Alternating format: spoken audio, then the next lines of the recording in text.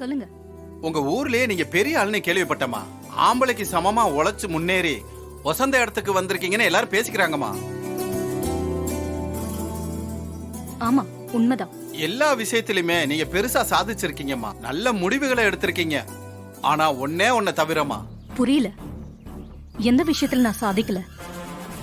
எதுல நான் சரியா முடிவெடுக்கல? சரி விடுங்கம்மா. ஆணைக்கும் அடி சறுக்கும்ன்ற மாதிரி. இது பாருங்க, ஒரு விஷயத்த சொல்ல வந்துட்டு அப்புறம் ஏன் பின்வாங்குறீங்க? சும்மா சொல்லுங்க.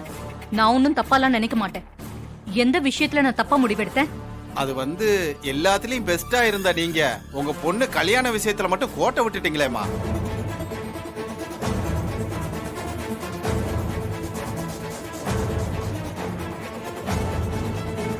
என்ன சொல்றீங்க?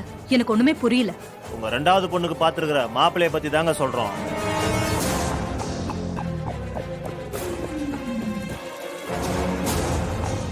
ஏன், அவருக்கு என்ன? மாப்பிள்ளையாமா அவன் பாக்குறதுக்கு ஒரு டைப்பா இருக்கான். பேச்சிலயும் ஒரு புத்திசாலித்தனம் இல்ல. போயும் அவனை போய் எப்படிமா மாப்பிள்ளையா செலக்ட் பண்ணீங்க?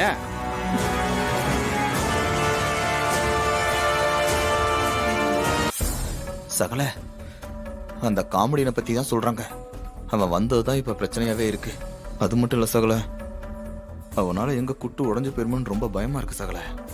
அந்த அளவுக்குலாம் எதுவும் போகாதுங்க, பாத்துக்கலாம். இதுக்கு நாம கொஞ்சம் உஷாரா இருக்கணும் சகல. ஏன் மாப்பிள்ளைக்கு என்ன? அவர் சிங்கம் மாதிரி இருக்காரு. சும்மா அவரை தப்பு தப்பா சொல்லிக்கிட்டு இருக்கீங்க. இல்லம்மா, அவன் உங்க மருமகன்றதுனால விட்டு கொடுக்காம பேசுறீங்க நீங்க. அவன் ஒரு அறவேக்காடுமா. ஏய், யாரு அறவேக்காடு லூஸ் எல்லாம்? என் மாப்பிளை பத்தி நான் உங்ககிட்ட கருத்து கேட்டேனா? ஏதோ பெரிய மனுஷனாச்சுன்னு நான் பொறுமையா இருந்தா வாய்க்கு வந்தபடி எல்லாம் பேசுறீங்க. கிளம்புங்க. கோவப்படாதீங்கம்மா. ஏதோ மனசுல தோணுச்சு சொன்னேன். அதுக்கு இவ்வளவு டென்ஷன் ஆகுறீங்களேம்மா. சரி, அது உங்க பொண்ணு. யார வேணாலும் நீங்க கட்டி வைக்கலாம். அது உங்க உரிமைமா. நாங்க வர்றோமா. வாயா போலாம். என்னக்கா ஊர்க்காரங்க எல்லாம் ஒரே டைப்பாவே இருக்காங்க.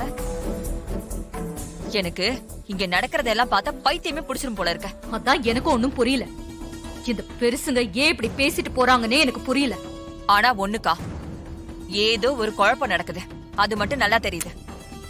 அதெல்லாம் எந்த குழப்பமும் இல்ல. நீ சும்மா இரு.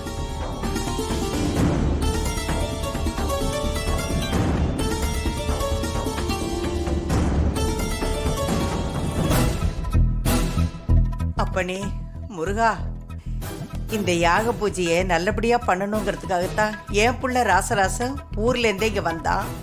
இவங்கெல்லாம் பேசுறத பார்த்தா என் பேர விஷயத்துல குழப்பமாயி எந்த பிரச்சனையும் வந்துடக்கூடாது. அதுக்கு நீதாயா வழி பண்ணணும்.